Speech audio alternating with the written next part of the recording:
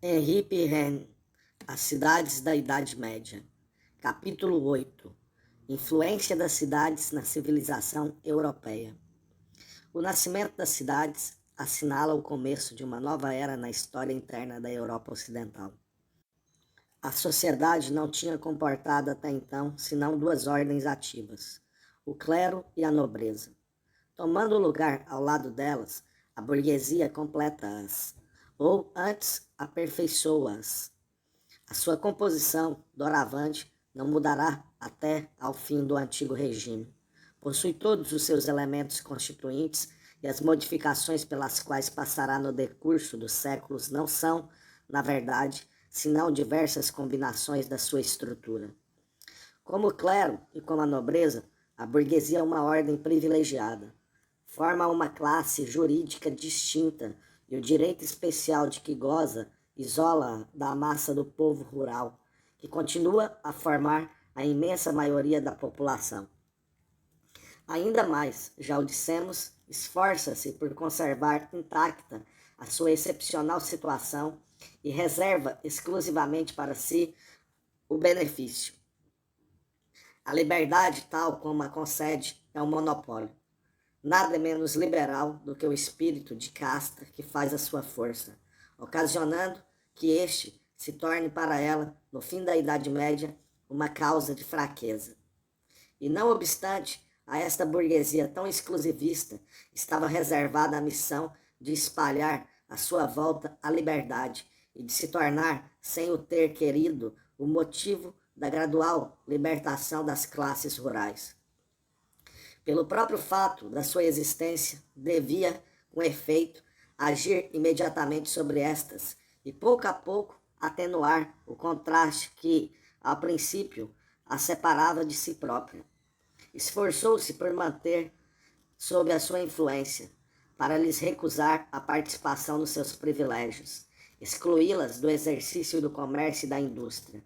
Não teve a força de fazer parar uma evolução de que era a causa e que só teria podido suprimir desaparecendo.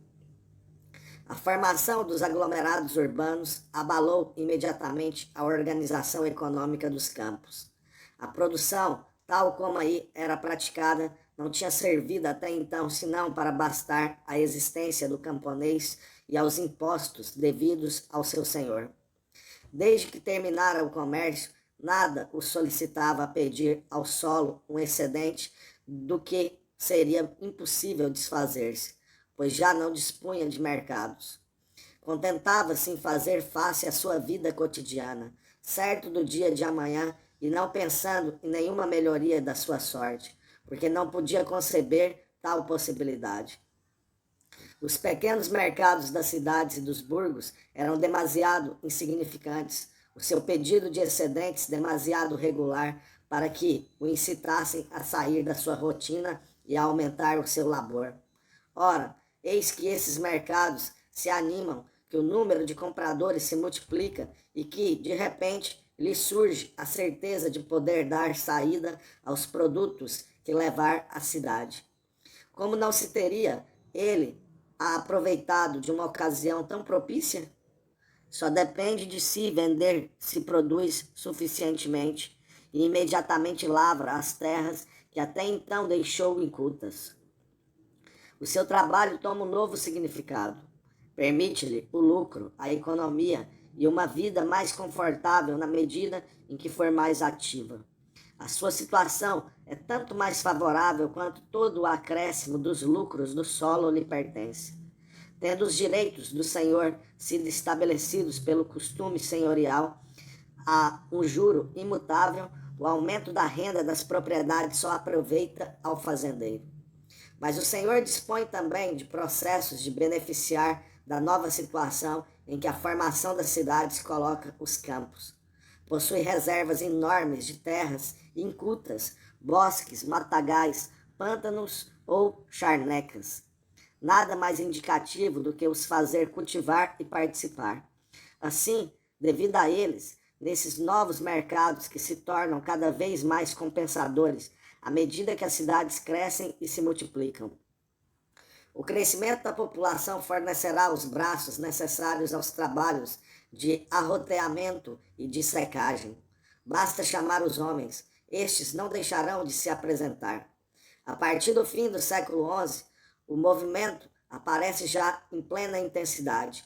Mosteiros, príncipes territoriais transformam, a partir de então, as partes estéreis dos seus domínios em terras de rendimento.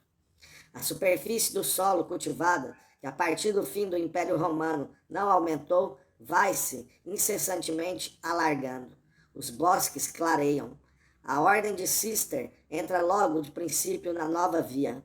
Em vez de conservar para suas terras a velha organização senhorial, adapta-se inteligentemente ao novo estado de coisas. Adota o princípio da grande cultura e, consoante as regiões, dedica-se à produção mais remuneradora. Em Flandres, onde as necessidades da cidade são tanto mais numerosas quanto são mais ricas, pratica o apacentamento do gado grosso. Na Inglaterra, dedica-se em especial à dos carneiros, de que essas mesmas cidades de Flandres consomem a lã em quantidade cada vez mais considerável. Entretanto, em todo lado, senhores laicos ou eclesiásticos fundam cidades novas. Chama-se assim uma aldeia estabelecida em terreno virgem e cujos ocupantes receberão lotes de terras em troca de uma renda anual.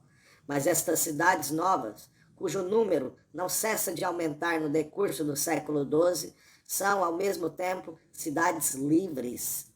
Porque, para atrair os cultivadores, o Senhor promete-lhes a isenção dos impostos que recaem sobre os servos. Só mantém sobre eles a jurisdição. Abole, a seu favor, os velhos direitos que ainda subsistem na organização senhorial. A Carta de Lorry, de 1155, no Gatineau, e de Beaumont, em Champagne, em 1182, a de Prichet, no Hainaut, em 1158. Fornecem-nos tipos particularmente interessantes de cartas de novas cidades e que se espalharam largamente nos países vizinhos. Acontece o mesmo com a de Breteuil, na Normandia, que foi transportada no século XII a um grande número de localidades da Inglaterra, do país de Gales e mesmo da Irlanda. Assim aparece um novo tipo de camponês, bem diferente do antigo. Este tinha por característica a servidão. Aquele é dotado de liberdade. E esta liberdade, cuja causa foi a agitação econômica comunicada pelas cidades, a orgânica dos campos, é ela própria copiada das cidades. Os habitantes das cidades novas são, por assim dizer, burgueses rurais. Usam mesmo, em grande número de cartas, o nome de burgenses.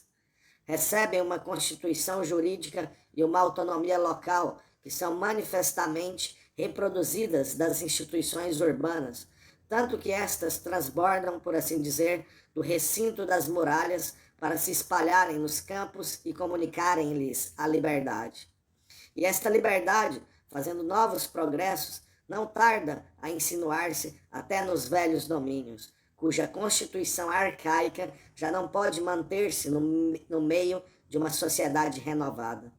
Fosse pela libertação voluntária, fosse por prescrição ou usurpação, os senhores deixam-na substituir-se gradualmente à servidão que tanto tempo tinha sido a condição normal dos seus rendeiros. O estatuto dos homens transforma-se ao mesmo tempo que o regime das terras, pois um e outro não eram senão a consequência de uma situação econômica em vias de desaparecer. O comércio satisfaz agora a toda a gente as necessidades que os domínios se tinham por tanto tempo esforçado por prover por si próprios. Já não é indispensável que cada um deles produza todos os gêneros de que necessitam para seu uso. Basta irem à cidade vizinha para os procurarem. As abadias dos Países Baixos, que tinham sido dotadas pelos seus benfeitores de vinhas situadas quer na França, quer nas margens do Reno e do Mosela, e onde as abadias faziam vir o vinho necessário para o seu consumo, vendem, a partir do começo do século XIII, estas propriedades tornadas inúteis e cuja exploração e sustento lhes custam doravante mais do que rendem. Nenhum exemplo mostra melhor a fatal desaparição do antigo sistema senhorial numa época transformada pelo comércio e pela economia urbana. A circulação, que se torna cada vez mais intensa, favorece necessariamente a produção agrícola. Desloca os quadros que a tinham manietado até então, arrasta para as cidades, moderniza e, ao mesmo tempo, liberta. Desprende o homem do solo a que tinha estado por tanto tempo sujeito. Substitui cada vez mais amplamente o trabalho servil pelo trabalho livre. Já é só nas regiões afastadas das grandes vias comerciais que se perpetua no seu primitivo rigor a antiga servidão pessoal e com ela as antigas formas da propriedade senhorial. Aliás, em toda parte desaparece tanto mais cedo e tanto mais rapidamente quanto as cidades são mais numerosas. Por exemplo, em Flandres ainda subsiste, ainda dificilmente no começo do século XIII. Na verdade, subsistem certos vestígios.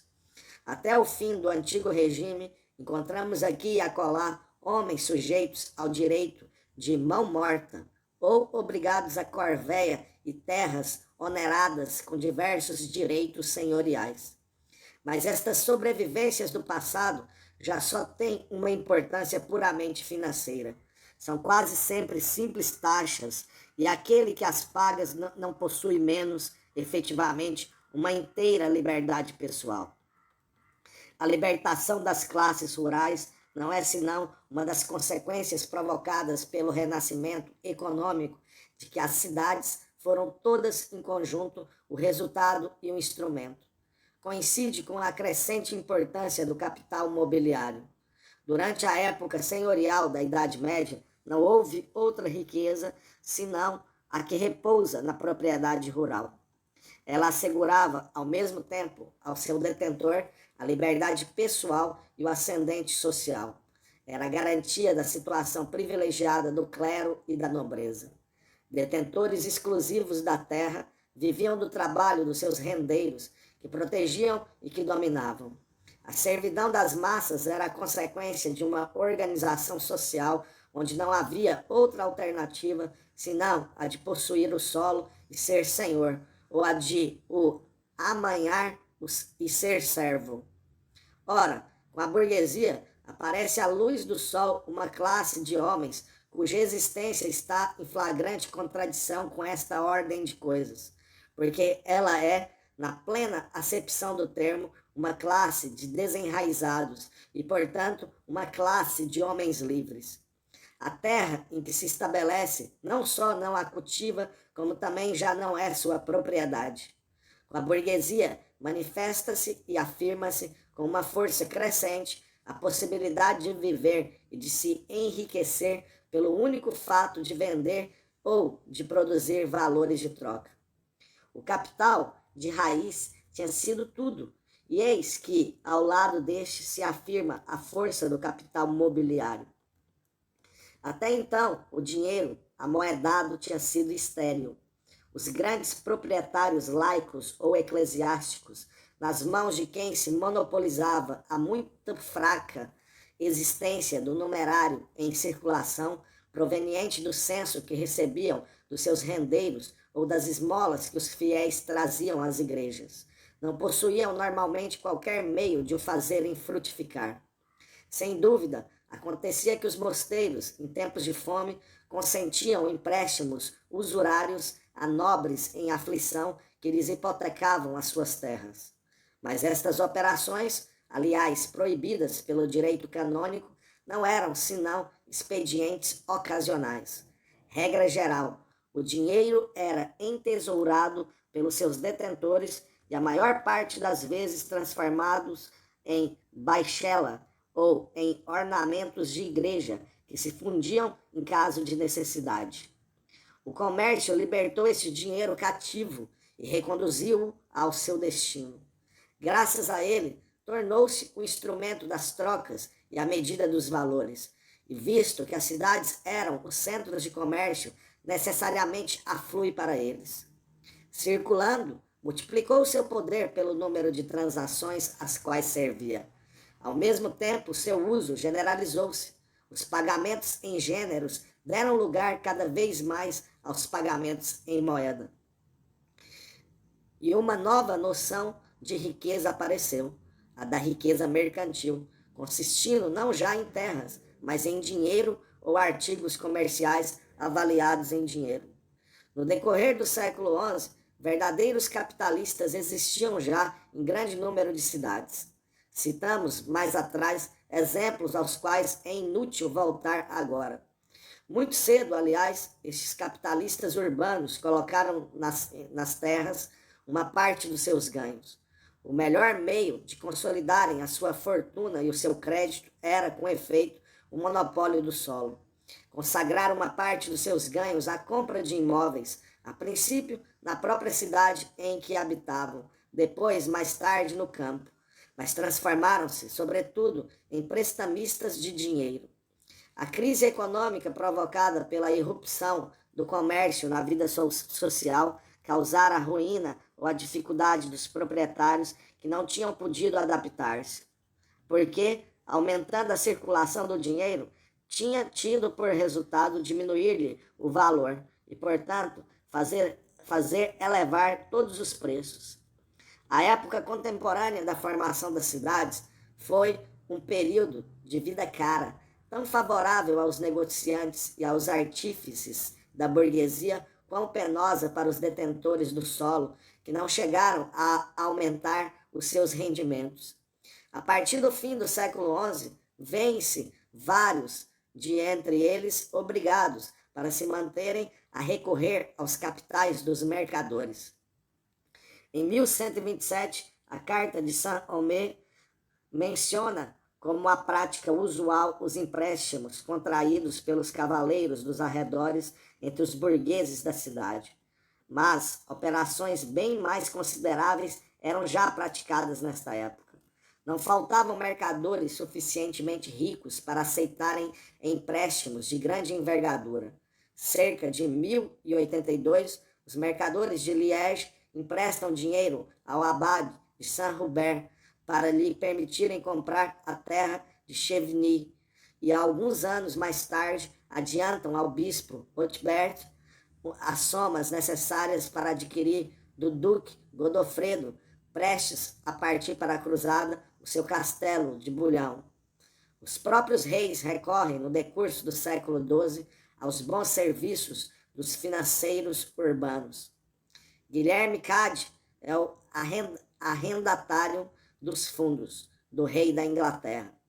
Em Flandres, no começo do reinado de Filipe Augusto, Arras tornou-se, por excelência, uma cidade de banqueiros. Guilherme, o bretão, descreve-a como plena de riquezas, ávida de lucros e regurgitando de usurários. Atrabatum potens urbe, plena de vitis iams lucres et flenore gaudens. As cidades da Lombardia, depois, seguindo-lhes o exemplo, as da Toscana e de Provença, ultrapassam-na em muito nesse comércio, ao qual a Igreja tenta em vão opor-se. A partir do começo do século XIII, os banqueiros italianos estendem já as suas operações ao norte dos Alpes, e os seus progressos foram aí tão rápidos que uns 50 anos mais tarde substituíram em toda parte, graças à abundância dos seus capitais e à técnica mais avançada dos seus processos, os prestamistas locais. O poderio do capital mobiliário concentrado nas cidades não lhe deu só o ascendente econômico, contribuiu também para os introduzir na vida política. Durante o tempo em que a sociedade não conhecera outro poder, exceto o que deriva da posse da terra, só o clero e a nobreza participaram no governo. Toda a hierarquia feudal era constituída à base da propriedade rústica. Na realidade, o feudo é uma propriedade e as relações que cria entre o vassalo e o senhor são só uma modalidade particular das relações que existem entre o proprietário e o rendeiro. A única diferença é que os serviços devidos pelo primeiro ao segundo, em vez de serem de natureza econômica, são de natureza militar e política. Do mesmo modo que cada príncipe territorial solicita a ajuda e o conselho dos seus vassalos, assim sendo ele próprio vassalo do rei, está sujeito para com ele a obrigações análogas. Assim, só intervém na gestão dos negócios públicos aqueles que possuem o solo. Ele só aí intervém, aliás, pagando com a sua própria pessoa, quer dizer, para empregar a expressão consagrada concilio et auxilio, pelo seu conselho e pela sua ajuda. Quanto à contribuição pecuniária para as necessidades do seu sucerano, não pode falar-se nisso numa época em que o capital imobiliário só serve para manter os que o possuem. Talvez o caráter mais impressionante do Estado feudal seja o aspecto rudimentar das suas finanças. O dinheiro não desempenha qualquer papel. Os rendimentos senhoriais do príncipe alimentam quase exclusivamente o seu cofre. É-lhe impossível aumentar os seus rendimentos pelo imposto, e a sua indigência financeira proíbe-lhe o tomar ao seu serviço agentes revogáveis e assalariados. Em vez de funcionários, só tem vassalos hereditários e a sua autoridade sobre eles é limitada pelo juramento de fidelidade que lhes prestaram. Mas no dia em que o renascimento comercial lhe permite aumentar os seus rendimentos e que o dinheiro amoedado começa, graças a ele, a afluir aos seus cofres, vemo-lo, ao mesmo tempo, tirar partido das circunstâncias.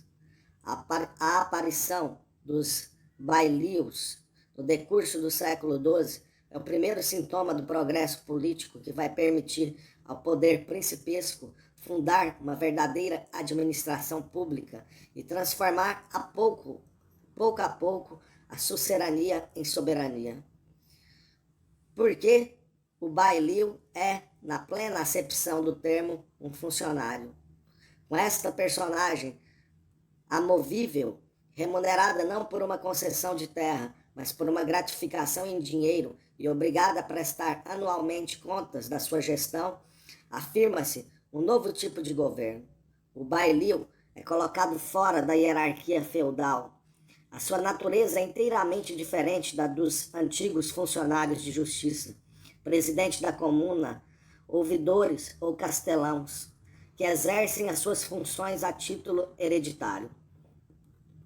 Há, entre eles, a mesma diferença que entre as velhas tendências servis e as novas tendências livres.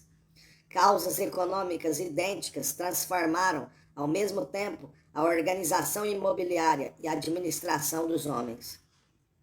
Do mesmo modo que elas permitiram aos camponeses libertar-se e aos proprietários substituir a renda anual pelos mansos senhorial, permitiram aos príncipes apoderar-se, graças a agentes pagos do governo direto dos seus territórios. A inovação política, como as inovações sociais de que é contemporânea, supõe a difusão da riqueza mobiliária e da circulação do dinheiro. Convencemo-nos, sem custo, da exatidão desta maneira de ver se observar que, em Flandres, onde a vida comercial e a vida urbana se manifestaram mais cedo do que em outras regiões dos Países Baixos, conhecem muito antes delas as instituições de bailios. As relações que se estabeleceram entre os príncipes e as burguesias tiveram também consequências políticas da maior relevância.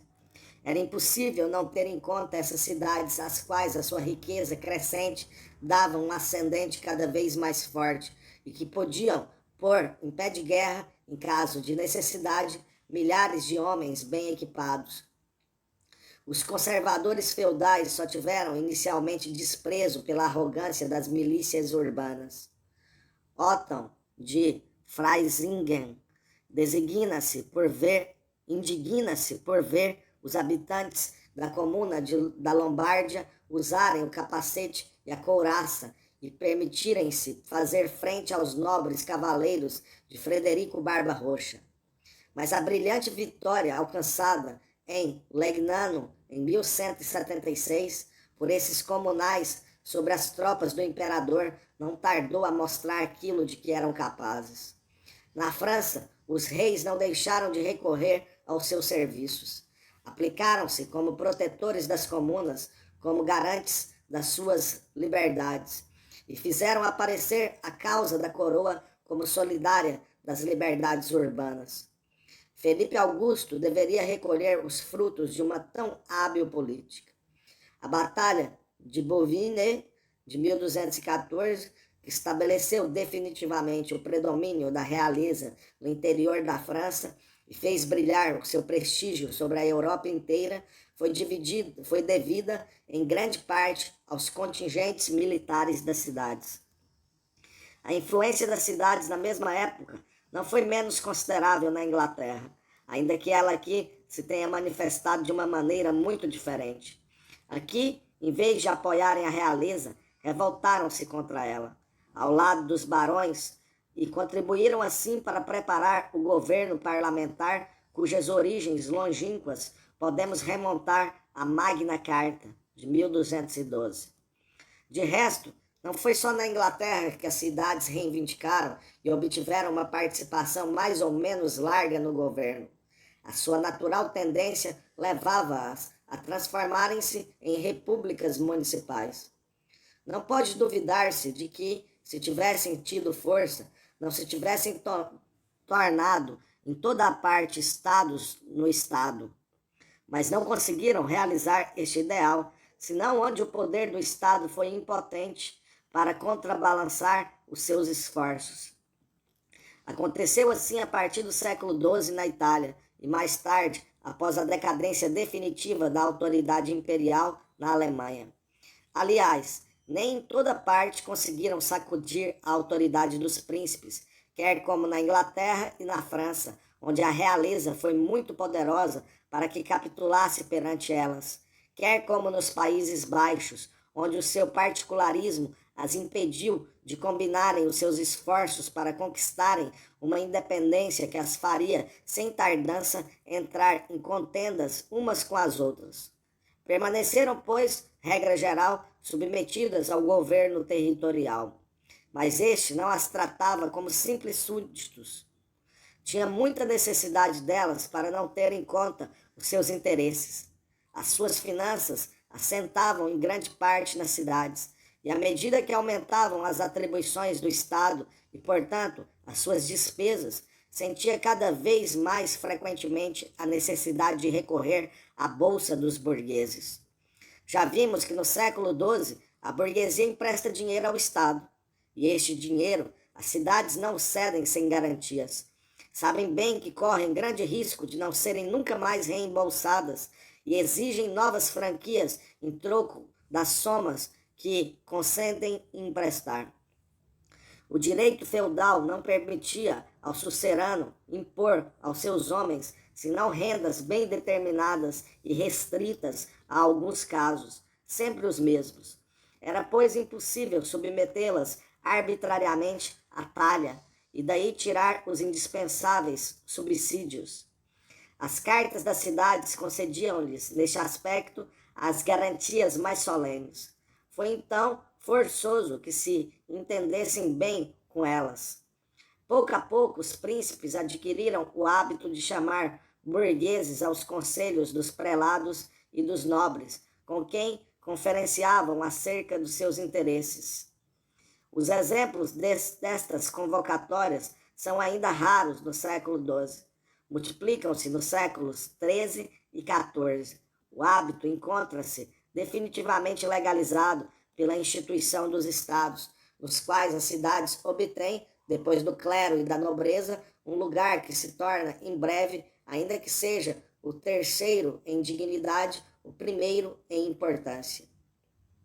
Se as cidades tiveram, como acabamos de ver, uma influência de grande relevo nas transformações sociais, econômicas e políticas que se manifestaram na Europa Ocidental no decurso do século XII, Poderia parecer, à primeira vista, que não tinham desempenhado qualquer papel no movimento intelectual. Pelo menos, é preciso esperar até o final do século XIII para encontrar obras literárias e obras de arte concebidas no seio das burguesias e animadas com seu espírito. Até aí, a ciência permanece um monopólio exclusivo do clero e não se emprega outra língua senão o latim. As literaturas em língua vulgar só se dirigem à nobreza, ou pelo menos exprimem as ideias e os sentimentos que são os seus. A arquitetura e a escultura não produzem as suas obras-primas, senão na construção e ornamentação das igrejas.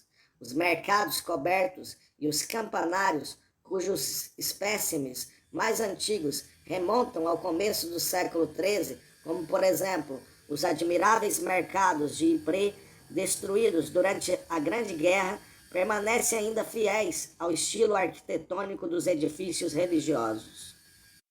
Portanto, ao olhar mais de perto, não se tarda a descobrir que a vida urbana não deixou, por seu lado, de contribuir para enriquecer o capital moral da Idade Média. Sem dúvida, a cultura intelectual foi aí dominada por considerações práticas que, antes do período do Renascimento, a impediram de tomar um largo desenvolvimento. Mas apresenta logo este caráter de ser uma cultura exclusivamente laica. A partir de meados do século XII, os conselhos municipais preocuparam-se em fundar para as crianças da burguesia escolas que são as primeiras escolas laicas da Europa desde o fim da antiguidade. Devido a elas, o ensino cessa de repartir exclusivamente os seus benefícios pelos noviços dos mosteiros e pelos futuros padres das paróquias. Sendo o conhecimento da leitura e da escrita indispensável à prática do comércio, não é já só reservado aos membros do clero. O burguês iniciou-se nele muito antes do nobre, porque o que não era para o nobre mais do que um luxo intelectual era para ele uma necessidade diária. A igreja não deixou de reivindicar logo sobre as escolas municipais uma vigilância que provocou numerosas dissensões entre ela e as autoridades urbanas. A questão religiosa é naturalmente alheia a estes debates. Não tiveram outra causa, exceto o desejo das cidades de conservarem a superintendência sobre as escolas criadas por elas e das quais entendiam conservar a direção. De resto, o ensino dessas escolas limitou-se, até a época do Renascimento, à instrução elementar. Todos aqueles que queriam um saber mais completo deviam dirigir-se às instituições do clero. Foi destas que saíram os letrados, que, a partir do fim do século XII, foram encarregados da correspondência e da contabilidade urbana, assim como da redação dos múltiplos atos necessários à vida comunal. Todos esses letrados eram, aliás, laicos. As cidades nunca tomaram ao seu serviço, diferentemente dos príncipes, membros do clero, que, em virtude dos privilégios de que gozavam, pudessem escapar à sua jurisdição. A língua de que usaram os escribas municipais foi inicialmente, como é natural, o latim. Mas após os primeiros anos do século XIII, vemos-los adotar cada vez mais generalizados os idiomas nacionais. Foi pelas cidades que estes se introduziram pela primeira vez na prática da administração.